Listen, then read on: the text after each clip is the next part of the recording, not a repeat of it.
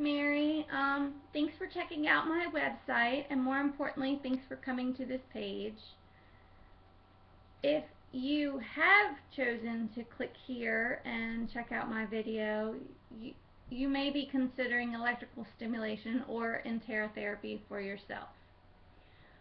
What is the electrical stimulator, or Enterra therapy as it's called, used for? It's used for the condition called gastroparesis. In order to understand gastroparesis a little more, you need to know that gastric emptying is controlled by muscle and nerve activities in different regions of the stomach. In the proximal region of the stomach, which is the upper part, the muscle tone or shape changes in response to eating.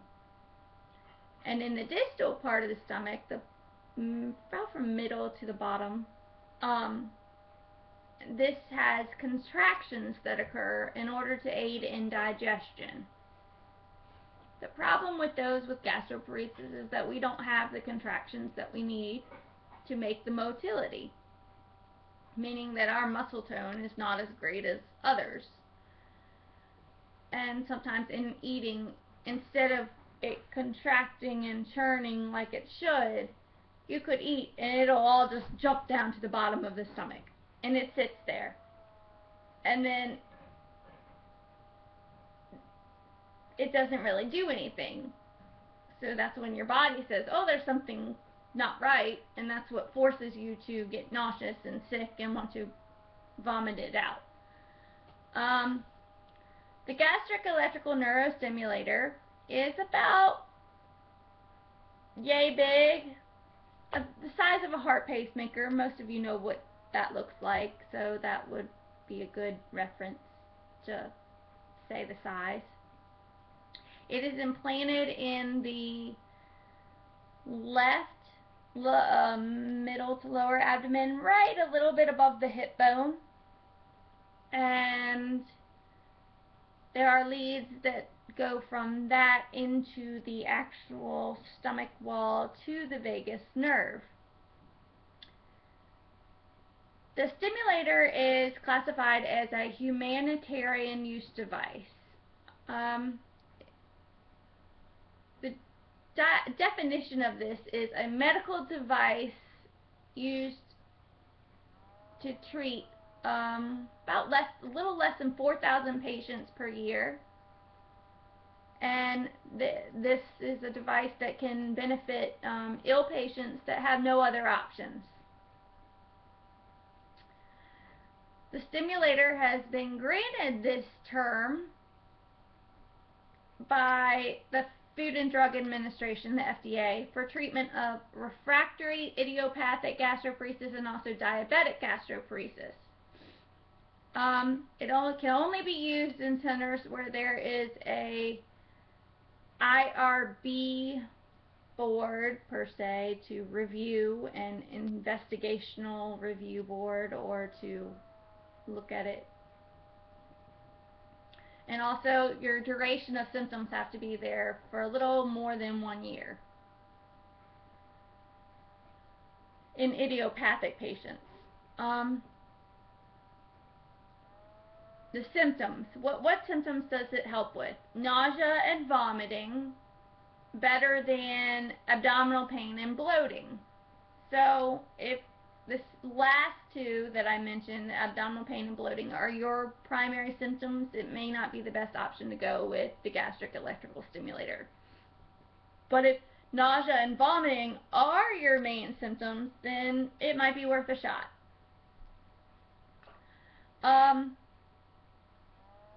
There is a 50-50 chance of it working with those with drug refractory idiopathic gastroparesis. It does have a better response, according to studies and trials done with those with diabetic, than those with idiopathic. But that doesn't mean that it doesn't help those with idiopathic. It just has a better success rate, to say. I came up to do this video. Medtronic are the people who make this device, and they have a nice little booklet that you can request from your surgeon or whoever's going to be putting it in you to check it out and look at it to see if it could be the right option for you.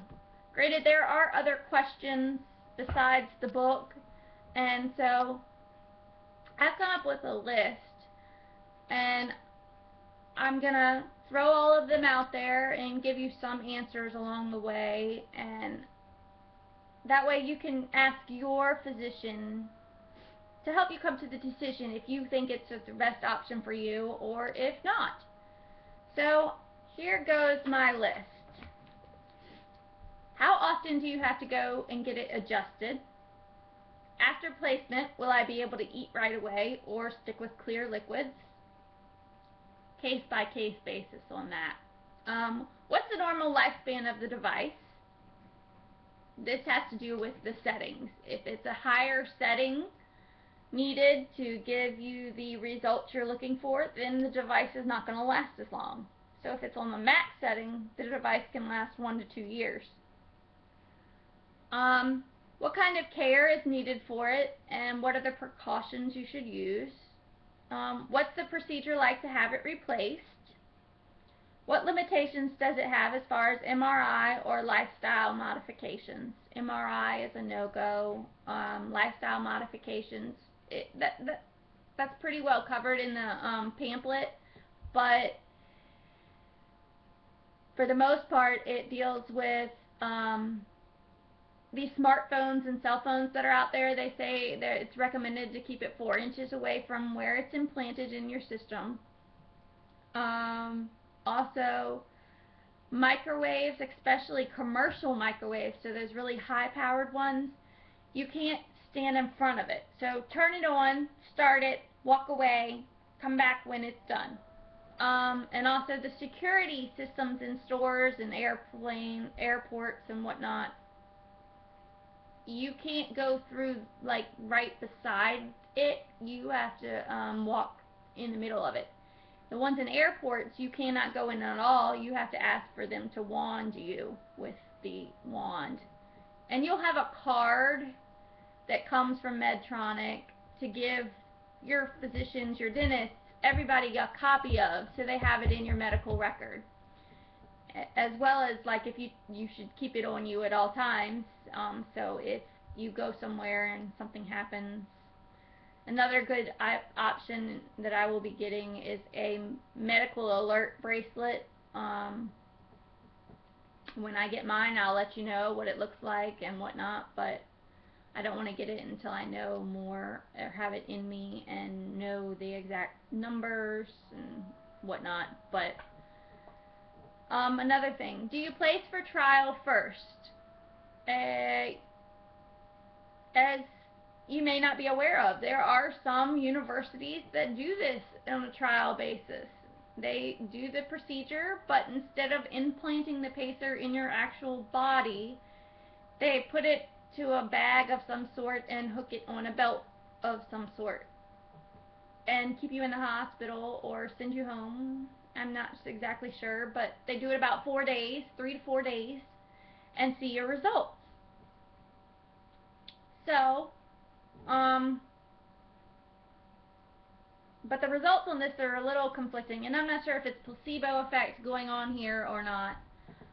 As one of my GI physicians told me that with that, some people can have the trial done and they feel great and their symptoms minimize and whatnot, but then they decide to go with a real thing and then they don't have the same results as they did with the trial. So take it for what you will. But I just wanted to let you know that that option is out there for some of you if you're looking into it. So ask if they know of the locations, and if you're really considering the trial, then go for it. If not, go the other way and get the permanent one. How long does it take to get authorization from the insurance company? The answer to that I got to this was approximately 3 weeks. And another question, what is the time frame between now and the actual surgery date if I decide to go with this? Because you need to know to get your ducks in a row and get stuff straight and all of that. What is the service requirement? This you need to know because not all locations have people that are able to put these in. So if you have to go out of town for it, not near where you live, you need to know the service requirement because you need to know how often you're going to be going there to get it adjusted or to keep tabs on it. So you can plan for trips, you know, if you're going to have to stay overnight in a hotel or any of that. You need to know this information. Can any GI physician manage the pacer? Or do you have to just use the person who put it in or whoever they tell you to go to? The answer to this is not all GIs have the training in this, so no, not all GIs can manage the pacer itself. This I found out because my GI doesn't have a whole lot of training with it, so he doesn't know much about it. But he's gonna learn with me, right? So that's okay. What kinds of surgical complications could arise post-operatively? This you need to know. As is with any surgery, you need to know what kind of complications to help you come to a better decision, you know. Like, for instance, blood clots, a lot of surgeries, but most places will give you prophylaxis for that, like the stockings or the compression devices and heparin shots if needed and a lot of stuff. Because DVT, face it, is not the greatest. Deep vein thrombosis is what can occur and with a lot of surgeries, and that's not a good thing because then this clot could go break off and cause a heart attack or a stroke, but we won't get into that. How many have you placed and what do you think your success rate is? This was my biggest question that I wanted answered, because the more somebody has put in, the better trained they are, right? So I wanted somebody who was not just done like 4 or 5. I wanted somebody who's done like 40, 50. So, you know, I have more option of a success with it, hopefully working. So, and also less chances for complications and all of that if they've done quite a number of them. And success rate. Success for an electrical stimulator is defined as a reduction in symptoms by 50%. So, you want to know how many patients have had this success. You know, has it been 50% of their patients, or 25% of their patients, or 75, or 80, or 90? You know, the better, higher success rate, maybe they have some kind of knack that not everybody has. I don't know, but you want to know that. Have you ever had anybody that needed them to be removed? And what does that entail?